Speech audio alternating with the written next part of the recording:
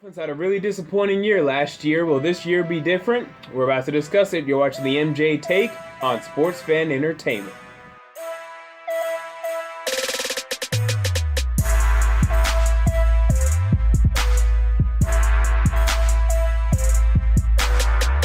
Hello and welcome to the MJ Take on Sports Fan Entertainment. 32 teams, 32 days, and today we're talking about the Miami Dolphins. I am back live from Vanderbilt University. The school year is starting once again, but does that mean I will slow down the videos? Hell no. Let's get into the Miami Dolphins today.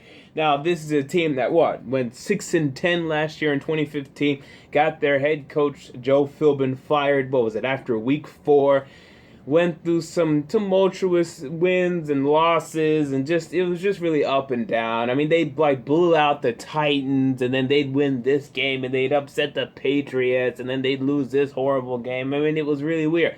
Things should stabilize now. They should. It's a very interesting Dolphins team. We're about to look at it, look at their strengths, their weaknesses, look at their schedule, give you a win-loss prediction, and then get out of here. But I'll tell you this just up front. I'm not really sure about this football team. I think there's quite a bit of uncertainty here, so expect a very vagueness from me today. All right, so let's start with their strengths, though. Number one for me is their wide receivers. I'm a huge fan of their wide receiving group. Jarvis Landry on one side. He's been one of the better draft picks of his draft class, one of the sleepers. That was the 2014 epic draft where all these great wide receivers came in. This guy fell down to the 3rd round. He's been absolutely fantastic. And then last year, you just decided to double down and get DeVante Parker. Now, he may have only had, 400 and something yards last year. I don't care. I know DeVante Parker is legit. I saw big-time plays and catches from him last season. We will see this twofold. He will get over 1,000 yards, assuming he is healthy. He will be featured in this offense, and hell, he may even solidify himself as the first and number one option on this football team, not taking anything away from Jarvis Landry, because Jarvis Landry will be the number one wide receiver for probably, I think, 20 teams in this league. But the problem is, I think DeVante Parker is really, really good, and he's going to solidify himself as a top wide receiver in this league this year. I'm a huge DeVante Parker fan. And then behind these guys, you have Kenny Stills, who, if you ask him to be your number 1 or your number 2, you'll be disappointed. But as a number 3, we can have a conversation. He has to be remotivated, though. He's had some motivational issues. The Saints shipped him out, and then he really didn't do much last year. So just get him motivated again on a consistent basis. He should be good yet again. We also have some interesting guys, some guys with a nice upside that you drafted this year in Leonte Carroo, who has looked decent in preseason. Also, Jakeem Grant. I'm very intrigued, and I think they're going to be a good 4th and 5th wide receiver for you, so I also put them as a strength for this football team. So I think the wide receivers are really good. We move on to the offensive line. I actually like the offensive line. And this was an offensive line that was one of the worst offensive lines in the league in recent years. Let's look at it. Left tackle Brandon Albert. Not as dominant as he was in 2014, but still pretty freaking good on the left side. Left guard, you drafted Laramie Tunsil out of Ole Miss, a guy that some projected to go number 1 overall. He fell all the way down to you guys. You guys picked him up, putting him at left guard. Now, apparently that transition has not been as seamless as you would have hoped, but the talent is just way too much there. Assuming he stays off of the bong, he should be consistent and good at this left guard position, so I think that'll also end up being a good position there. Center Marquise Pouncey, I mean, come on, one of the more consistent centers in the league. Right guard Billy Turner. Never been a big Billy Turner fan. You also have Dallas Thomas, who's also competing for some time there. I don't really like either of those draft picks, and then they haven't really panned out to be good in the league anyway. But then right tackle Juwan James, who had a nice step up from this 2014 season in which he really wasn't very good at all. Played pretty well last year. He could even go up a little more and be a little better. I mean, he was a guy that when you drafted him in the 1st round in 2014, he was a reach, right? Because he was a project. But now the project is working out. Okay, he had a bad rookie year. His 2nd year was actually pretty good. This 3rd year may be really good. So that project is working out. Congratulations. You have a pretty good offensive line. So no more excuses, Ryan Tannehill, because it seems like as this offensive line gets better, he's looking a little worse. Let's move on to the last strength for me would be the safeties. I think it's a 1, 2, 3 deep safety group. Let's start with Rashad Jones, who has solidified himself as a Pro Bowl safety at the NFL level. He should continue to be a Pro Bowl safety. No questions there. Isa Abdul-Quddus, also at this safety position. Also Michael Thomas. And I mean, this is a 1, 2, 3 deep safety position. They like to interchange these guys. No problem there. I think the safeties are pretty freaking good. Okay, from there, let's get into the positions that are okay. Neither strengths nor weaknesses. Let's start with the quarterback position, Ryan Tannehill.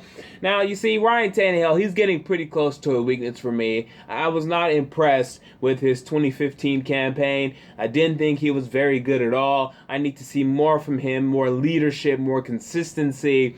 I really wasn't a big fan of it at all. Yeah, his deep ball is getting better, but I think his short to intermediate game is getting worse. His complacency is getting worse. I'm really not a big fan of Ryan Tannehill right now heading into this upcoming season, to be quite honest with you. Although he does now have the quarterback whisperer in Adam Gase. We'll see if that works out for the better.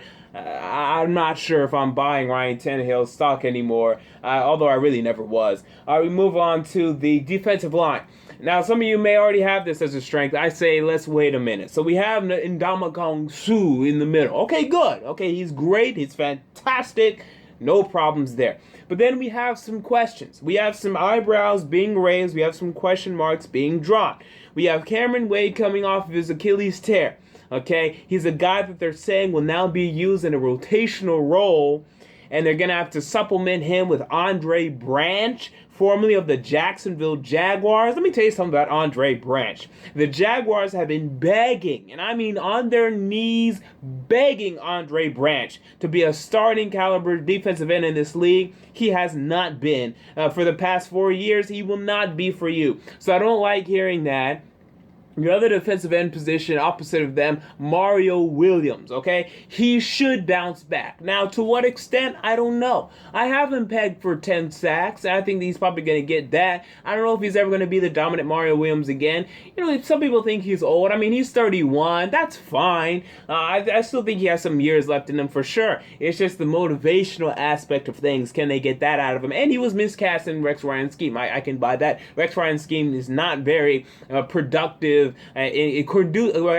Conducive to production. So we'll see how he does. I'm interested. I'm encouraged. I'm more encouraged for Mario Williams than I am Cameron Wake at this point. I think Cameron Wake, after that Achilles tear, 34 years old, or he's at least gonna be. I don't love that at all. And then your other defensive tackle position, opposite of Ndamukong Suh, Earl Mitchell, Jordan Phillips, who was a rookie last year. I expect Phillips to improve, but Earl Mitchell, I really don't love at all. I don't know why you guys ever entertained signing him. So I'm intrigued. I think it's going to be a good defensive line. I don't know if it's going to be great. It's definitely going to be good though, and we'll see if it's great. It just depends on Cameron Wake, because Andre Branch and Earl Mitchell, they're not going to do much for you, if anything at all. They're just going to be, I don't know, spot fillers, okay, space fillers. They're just going to be in spaces, and that's it. They're not really going to change anything for you.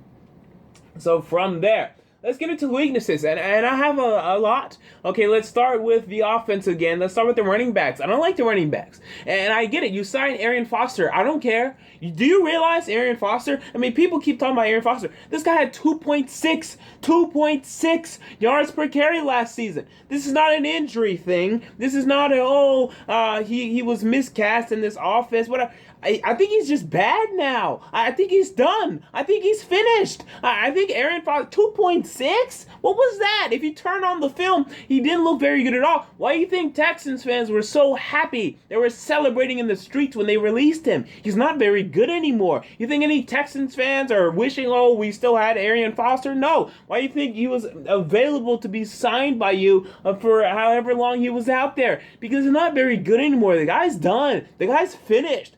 Jay Ajayi, I mean, it's all talk. It's all chatter. He's only a guy that was, a second-round pick out of Boise State. He looks good in highlight packages, but he's a guy that's a little small. Yeah, he has to work on it. I mean, he's going to live by his acceleration and his athleticism, but I don't see much running back vision from him. I don't see much intricacies in terms of his footwork. I don't see those things. I'm not in love with Jay Ajayi. I think the running backs are bad, and I think if you stink, you'll be drafting Leonard Fournette. He'll be at the top of your draft board, and that's who you'll be looking at, because I don't have faith in Jay Ajayi and Arian Foster. I think that's all chatter. The tight end position, James Cameron, a guy that has not done anything since that 1 year in Cleveland. What was that, 2013? He's still riding off of that. His contract is way too high for what he's ever done. He hasn't done anything except for that 1 year in Cleveland. Apparently, he's shown up lazy. He's shown up, he's not fitting well in this offense. He can't grasp this offense. I don't love that either. Behind him, Deion Sims, who you've been begging to be a good tight end in this league. He has not been. I don't think he'll ever be. So I don't love either of those tight ends. I think the tight end position, quite frankly, is a joke. We move back to the defense. Oh my God, the cornerbacks are the worst in the league, and it's not even close. I think we're talking about Chindi Chekwa. I mean, what kind of? I mean, who is that? I mean, are we serious? Tony Lippett, a guy that was playing wide receiver just 2 years ago, transitioning corner, and an okay transition, but he's lost his starting job in training camp, from what I'm hearing. Byron Maxwell, who is a free agent bust for the Philadelphia Eagles. Why is he going to play better for you? He was a guy that in Seattle benefited from having all those great players around him. He's not going to be good for you. There's just no possible way. You saw in the preseason game, Des Bryant ate him for lunch. I mean, it was ridiculous. Byron Maxwell, Tony Lippett, Chimdi Chekwa, Bobby McCain may be your best corner, and that's a very sad thing. The cornerbacks, I think, are the worst in the league and will be the death of this defense. Your only hope is that Mario Williams and Cameron Wake and Ndamukong Suh can pressure the quarterback constantly, and I don't think that's going to happen very much. And also that your boys, your safeties in the background, can do some cleaning up, because they're going to be on cleanup duty. They're going to be on janitorial duty with how bad these cornerbacks are going to be. It's going to be really bad. The linebackers, I don't like the linebackers. Now, I get it. Cole Misi, we like him, right? He works hard. You know, he's very reserved, good guy. Okay, that's fine. But, you know, we're also talking about Kiko Alonso. If he's not going to work for Philly, he ain't working for anybody. Forget about Kiko Alonso at this point. He's an afterthought. Jelani Jenkins, I mean, come on. The guy's always been just a space filler. But behind these guys, you signed Danny Lansana, formerly of the Tampa Bay Buccaneers. He was just sitting out on his couch, begging to be signed on Twitter. You guys gave him a shot. He's a guy that's been okay in the past, even pretty good. Hopefully he can be. I haven't heard much out of training camp, though. You also have Spencer Paysinger. Again, just a guy, just a space filler. Nothing exciting for me at this linebacking core. I had to put it as a weakness. So, a good amount of weaknesses right there. Let's go ahead and look at the schedule for the Dolphins. And it's a difficult schedule. Because if you recall last year, you guys got to go up against the AFC South, right? You get to kick the Titans' ass, and I'm not sure, I can't remember if you beat the Jags or the Texans or whatever, but I know you beat the Titans' ass because I'm a damn Titans fan. You're also in the AFC East, and you had some success there, okay? But now the schedule's getting harder.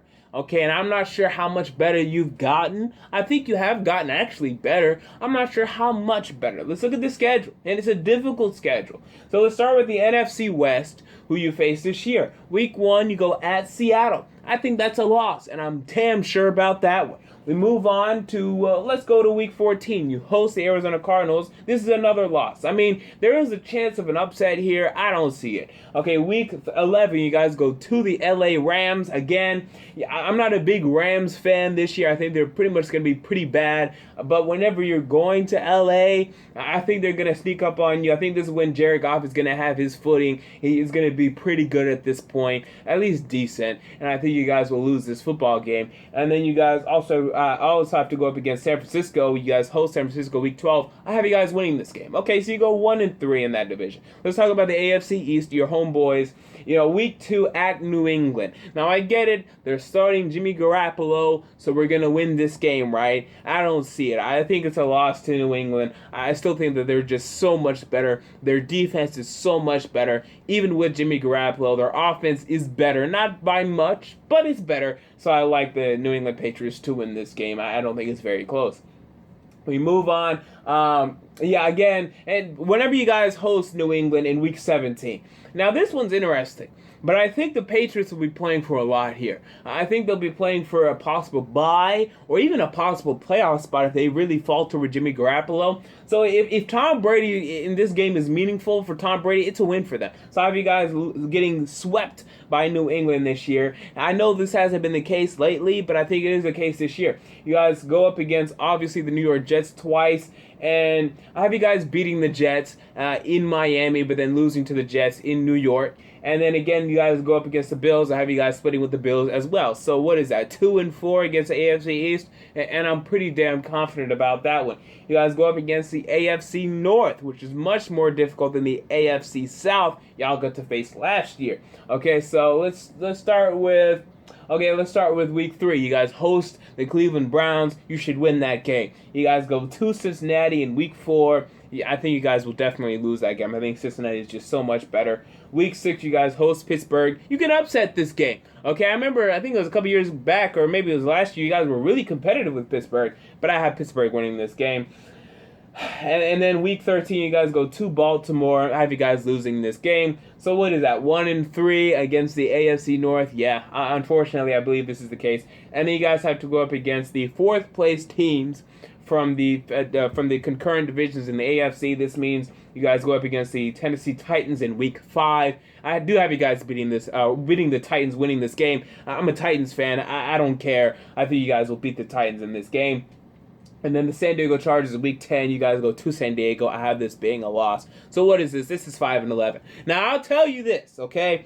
I think the best case scenario, I think you can go 8-8. I don't see it. I don't find the wins here. I can't find them. But if everything goes right, if Adam Gase can transform Ryan Tannehill into a pretty damn good quarterback, if Mario Williams can come back and be elite, if Cameron Wake can come back and be elite, and if these cornerbacks just play decent and the pass rush is really good, then okay, the defense can be decent as well, and then you guys can go 8-8. But I think that's the absolute max. And in the worst case scenario, it could get pretty bad. And I think it could get pretty freaking bad. I think the schedule could beat them up. If Ryan Tannehill does not solidify himself as a starting quarterback in the NFL, I think this offense could really struggle despite how good those wide receivers are.